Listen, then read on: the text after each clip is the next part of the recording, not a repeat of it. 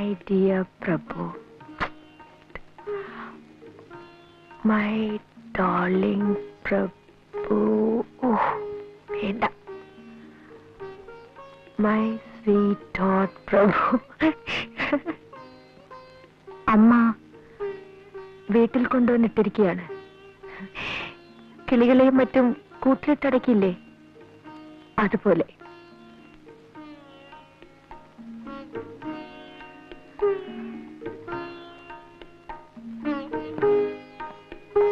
എന്തൊരു ഭംഗിയായിരുന്നു നമ്മളൊത്ത് കഴിഞ്ഞിരുന്ന ആ ദിവസങ്ങൾക്ക്.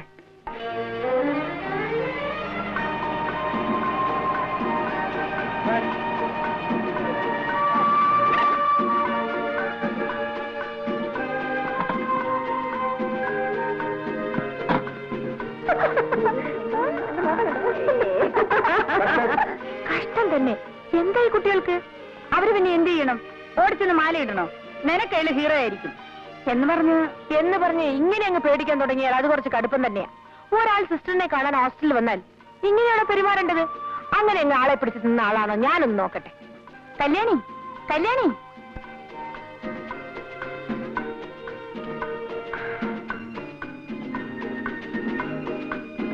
നീലിമയുടെ ചേട്ടനല്ലേ?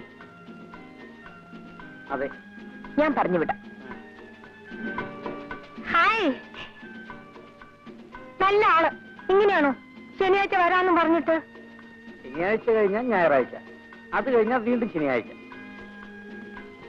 ഹായ്.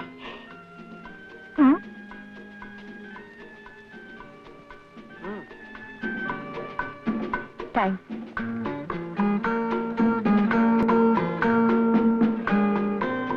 ഒരെണ്ണമെങ്കിലും ഉണ്ടല്ലോ എന്നെ പേടിക്കാത്ത ഹോസ്റ്റലില്. പേടിയോ? ചേട്ടന് കല്യാണിക്കുട്ടിയെ അറിയാഞ്ഞിട്ടാണ്.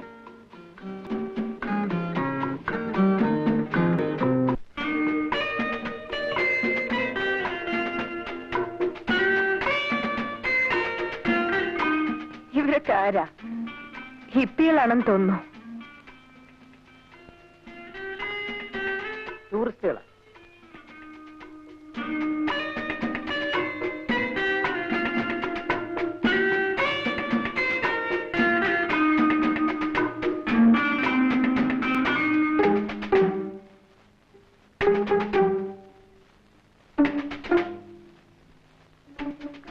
ഇതെല്ലാം ചില പഴയ ടെക്നിക്കുകളാ.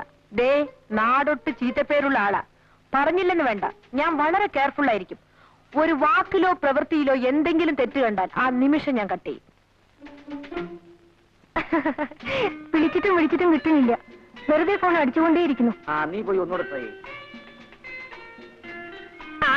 അങ്ങനെ ഇപ്പൊ വേണ്ട.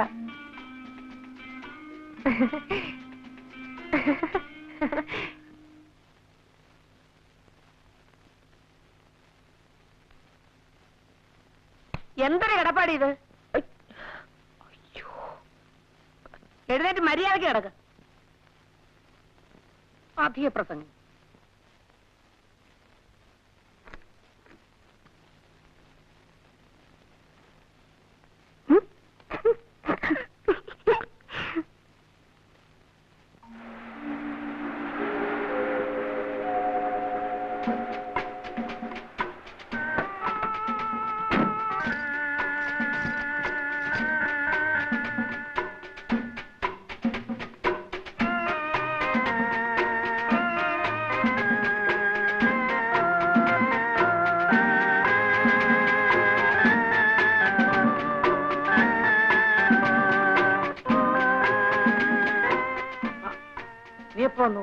ഇന്നലെ പരീക്ഷ കഴിഞ്ഞു.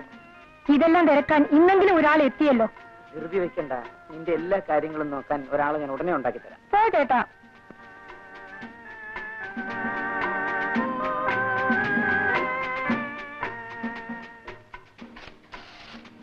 ചേട്ടന്റെ മനസ്സിൽ എന്താ ഉള്ളതെന്നൊന്ന് അറിഞ്ഞാൽ ഞാൻ തന്നെ കല്യാണിക്കുട്ടിക്ക് ഒരു കത്ത് എഴുതാമായിരുന്നു. എന്റെ മനസ്സിൽ എന്താ ഉള്ളതെന്ന് അറിയാമോ? ഒരു വലിയ മണ്ണാങ്കട്ട. ഇത്രയും വലിപ്പമുള്ള ഒരു വലിയ മണ്ണാങ്കട്ട എന്റെ അടുത്തുനിന്ന് രക്ഷിച്ചോണ്ട് പോയിരിക്കല്ലേ അവിടെ വീട്ടുകാര്. എന്താ വേണ്ടെന്ന് വെച്ചാൽ ചെയ്യട്ടെ. കുറെ പെൺകുട്ടികളുടെ കൂടെയാണ് എനിക്ക് അടുത്ത വർഷവും അവിടെ താമസിക്കേണ്ടത്. എന്റെ പേരും പറഞ്ഞ് അങ്ങനെ ആരും അഭിമാനിക്കണ്ട. ആരും. തലപൊക്കി നടക്കാനെങ്കിലും ഒന്ന് സമ്മതിച്ചാൽ മതിയായിരുന്നു.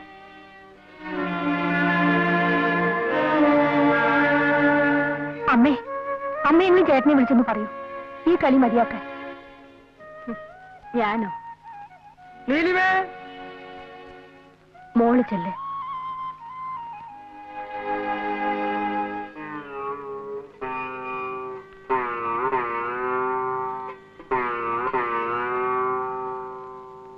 ഞാൻ പറഞ്ഞാൽ നീ അതനുസരിക്കും. അച്ഛൻ പറഞ്ഞതാണല്ലോ എന്ന് കരുതി. പക്ഷേ അവനോട് ഇത് പറയാൻ എനിക്ക് അധികാരമില്ല. രണ്ടാനച്ഛന് സ്ഥാനമേ ഉള്ളൂ എന്ന് മനസ്സിലാക്കുന്നുണ്ട്. ഞാൻ അവനോടൊന്നും പറയാറില്ല. അത് പേടിച്ചിട്ടൊന്നും അല്ല. വേണ്ട, ആരും പറയണ്ട. എന്താ താമസ്? ജീരകവെള്ളം റെഡിയായിരുന്നു മോളെ, ഇന്ന് അച്ഛന്റെ കൂടെ ഇരുന്ന് ഊണ് കഴിക്കണം. വേണ്ട, ഞാൻ അമ്മയുടെ കൂടെ ഇരുന്ന് ഊണ് കഴിച്ചോളാം.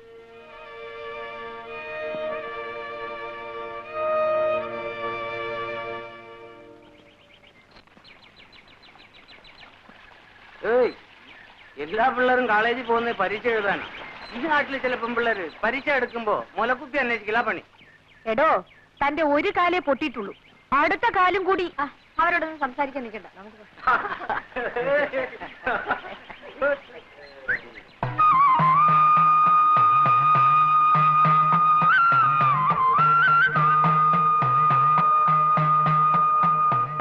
ശോഭേ, നാട്ടിൽ വന്നിട്ട് നീ എന്നെ തിരക്കിയതും കൂടി ഇല്ലല്ലോ. പരീക്ഷയ്ക്ക് എങ്ങനെ എഴുതിയിടാ? തിരക്കേടില്ല. ശോഭേ, വരൂ കുട്ടി, നിൽക്കാൻ നേരമില്ല. എന്നാ ഞാൻ വരട്ടെ. ആ കുട്ടിയായിട്ട് വലിയ ചെള്ളാത്തൊന്നും വേണ്ട, അതിനോട് മിണ്ടിയാ മതി, നിനക്കൂടെ ചീത്തപ്പേരാ. വരൂ.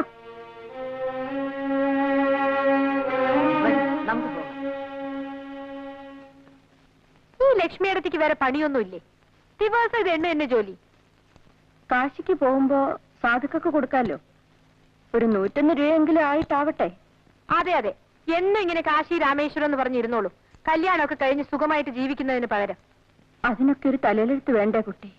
പിന്നെ ഇവിടെ ഇങ്ങനെ യാതൊരു അല്ലലുമില്ലാതെ കഴിയുന്നുണ്ടല്ലോ, അത് തന്നെ ഒരു വലിയ ഭാഗ്യം. നിനക്കറിയില്ല, തറവാട് ഭാഗം വെച്ചപ്പോ എനിക്ക് 16 വയസ്സാ. ഒരു വസ്തു അറിയില്ല. എല്ലാരും കിട്ടിയതും വാങ്ങി അവരവരുടെ വഴിക്ക് പോയി. ലക്ഷ്മിയടത്തേക്ക് മാത്രം ആരും ഉണ്ടായിരുന്നില്ല. അമ്മയില്ല, അച്ഛനുമില്ല. ഇനിയിപ്പോ അതൊക്കെ എന്തിനാ പറയണേ?